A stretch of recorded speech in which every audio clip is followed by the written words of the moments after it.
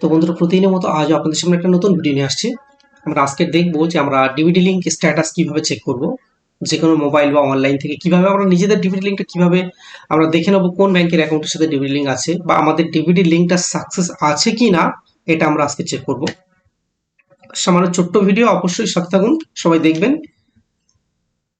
তো বিশেষ করে আমাদের একটা বড় একটা সমস্যার মধ্যে সবাই যেতে হচ্ছে। প্রত্যেক কাস্টমার, আপনারা সবাই জানেন যে কোনো ব্যাংকের কাস্টমার হোক না কেন, আপনারা সবাই জানেন যে রাজ্য সরকার ইতিমধ্যে যে ঘোষণাটা করছেন অন্নপূর্ণা ভান্ডারের যে ব্যাপারটা হয়েছে, তো সেক্ষেত্রে ঘোষণা করেছেন যে ডিবিটি লিঙ্ক মারফত টাকাটা পেমেন্ট করা হবে, অর্থাৎ ডাইরেক্ট বেনিফিট ট্রান্সফার যেটা আছে, তো সরাসরি গ্রাহকের অ্যাকাউন্টে চলে যাবে।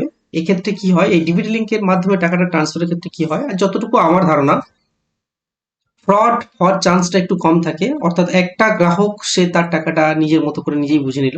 কারণ এই বিষয়ে আমি অন্য কোনো মন্তব্য করছি না, বাট আমার এখানে একটা কথা থাকছে কি, ইউআইডি দিয়ে যে টাকাটা ট্রান্সফার হয় ওটা শুধুমাত্র ডাইরেক্ট অ্যাকাউন্টে হিট করে। এনইএফটি হলে কি হয়, অনেক ক্ষেত্রে গ্রাহকের একটা জায়গায় দুটো অ্যাকাউন্ট ব্যবহার করে অনেকে যেটা বলে আমরা শুনেছি, সেক্ষেত্রে একটা ফ্রড হওয়ার চান্স থাকে। তো ডিবিটি লিঙ্ক যেটা বলা হয়, ডিবিটির মাধ্যমে টাকাটা আসলে সেক্ষেত্রে এই সম্ভাবনাটা কম থাকে। তো যাই হোক, এই বিষয়ে আমরা পরে আসছি। আজকে আমরা ছোট্ট ভিডিওতে দেখে নেবো যে ডিবিটি লিঙ্ক কিভাবে আমরা চেক করব, আমাদের কোন ব্যাংকের অ্যাকাউন্টের সাথে আছে, আমরা সেটা আজকে চেক করে দেখে নেবো যে আমাদের ডিবিটি লিঙ্কটা সাকসেসফুল আছে কিনা।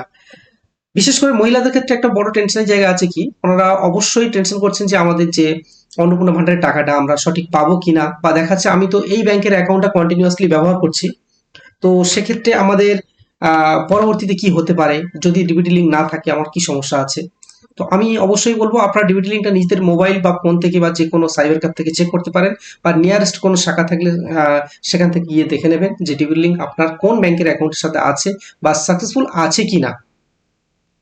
আপনি পরে চেঞ্জ করবেন সেটা পরের বিষয়, বাট আপনার কমপ্লিট আছে কিনা দেখে নেবেন। তো বিশেষ করে এই ডিবিটি লিঙ্ক চেক করতে গেলে আমাদের কি কি প্রয়োজন লাগে, প্রথম কথা হলো আপনাদের আধার কার্ডটা সাথে নিয়ে আসতে হবে। সেই আধার কার্ডের সাথে যে মোবাইল নাম্বার লিঙ্ক আছে সেই মোবাইলটাও নিয়ে আসতে হবে।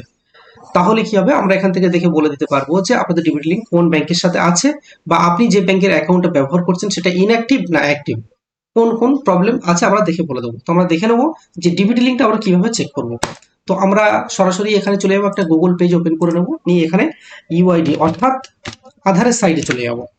আধারের সাইটে গিয়ে একদম আধারের যে অফিসিয়াল ওয়েবসাইটটা দেখতে পাচ্ছেন, এখানে আমরা ক্লিক করব। করার পরে আমরা আধারের যে হোম পেজটা আছে সেটাকে ওপেন করে নেবো, নিয়ে এখানে মাই আধারে চলে যাবো, গিয়ে ডাউনলোডে ক্লিক করব। ডাউনলোডে ক্লিক করে এখানে ড্যাশবোর্ডে যাব। ড্যাশবোর্ডে যাওয়ার পরে এখানে যে লগ ইন অপশনটা দেখতে পাচ্ছেন, লগ ইন অপশনে আমরা ক্লিক করব। তো এখানে একটা আধার নাম্বার চাচ্ছে, আমি আমার আধার নাম্বারটা দিয়ে দিচ্ছি। তারপরে যে ক্যাপস কোডটা আছে এটা সঠিক করে আপনারা দিয়ে দেবেন, দিয়ে লগ ইন উইথ ওটিপি।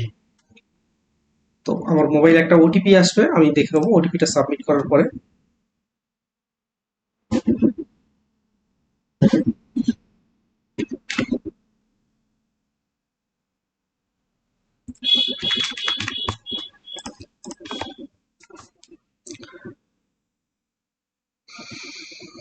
দেখুন কিভাবে আমরা চেক করব যে আমাদের ডিগ্রি লিঙ্কটা কমপ্লিট আছে কিনা। তো আপনারা প্রত্যেক, বিশেষ করে মহিলাদের ক্ষেত্রে আমরা একটা কথা বলবো যে আপনার প্রত্যেকের নিয়ারেস্ট শাখা, অথচ বা আপনার যে কোনো সাইবার ক্যাফ থাকলে বা নিজেদের মোবাইল থেকেও চেক করতে পারেন, দেখে নেবেন। তো এখানে আমাদের যে আমার যে আধার, যে আমার নিজের যে আধারটা আছে, আধারের মেন পোর্টালটা এখানে ওপেন হয়ে গেছে। তো সেক্ষেত্রে এবার আমি কি করব, এখানে যে আমাদের দেখতে পাচ্ছেন ডকুমেন্ট আপডেট বিভিন্ন অপশন আছে, এখানে একটা অপশন আছে কি ব্যাংক সিডিং স্ট্যাটাস, মানে আমাদের ব্যাংকের সাথে কোনটা সিডিং হয়ে আছে সেটা আমরা চেক করবো। ব্যাংক সিডিং স্ট্যাটাসে ক্লিক করব, করলে এখানে দেখতে পাবেন আমার বর্তমান কানাডা ব্যাংকের সাথে অ্যাক্টিভ আছে। এই আপডেটটা লাস্ট আপডেট 22/4/2025 করা হয়েছে। আপনি চাইলে এটাকে চেঞ্জ করতে পারবেন। আপনাদের বলার উদ্দেশ্য এটাই যে আপনারা চেক করবেন আপনাদের কোন ব্যাংকের সাথে এটা অ্যাক্টিভ আছে। আপনি যে ব্যাংকের অ্যাকাউন্ট ব্যবহার করুন না কেন, আপনার টাকাটা যেটার সাথে অ্যাক্টিভ আছে সেই ব্যাংকের অ্যাকাউন্টে যাবে। এবার এখানে একটা কোশ্চেন বা একটা প্রশ্ন থাকতে পারে আপনার, আপনি যদি মনে করেন যে আমি এই ব্যাংকটাতে নেব না, আমি যে ব্যাংকটা কন্টিনিউয়াসলি ব্যবহার করছি সেই ব্যাংকে নেব, তো সেই ব্যাংকে ব্যবহার করতে গেলে তাহলে আপনাকে এটাকে যে অ্যাক্টিভ আছে এটাকে ডিঅ্যাক্টিভেট করতে হবে। ডিঅ্যাক্টিভেট করার পরে তবে আপনার যে অ্যাকাউন্টে ব্যবহার করতে চাচ্ছেন সেই অ্যাকাউন্টে অ্যাক্টিভ করতে হবে। তো আমি আজকে ছোট্ট করে দেখিয়ে দিলাম যে আপনাদের ডিবিটি লিঙ্ক স্ট্যাটাসটা দেখে নেবেন, এক্ষেত্রে আপনার কোনো প্রবলেম থাকলে সেটাও আপনি দেখে নেবেন যে আপনার অ্যাক্টিভ আছে না ইনঅ্যাক্টিভ আছে। ইনঅ্যাক্টিভ থাকলে তো অবশ্যই করে আপনাকে সেটাকে অ্যাক্টিভ করতে হবে, আপনি যে ব্যাংকের অ্যাকাউন্ট ব্যবহার করছেন মানে করুন না কেন। তারপরে আছে আপনার যে নিয়ারেস্ট যে ব্যাংক যে আপনি যে ব্যবহার করছেন কন্টিনিউ, সেই ব্যাংকে যদি আপনার কোনো কারণে ডিউটি লিঙ্ক না অ্যাক্টিভ না হয়ে থাকে, তাহলে আপনাদের এটাকে প্রথম ডিঅ্যাক্টিভেট করে দিতে হবে, তারপরে আপনাকে একটু সময় দিতে হবে, সময় দিয়ে এটাকে অ্যাক্টিভ করতে হবে।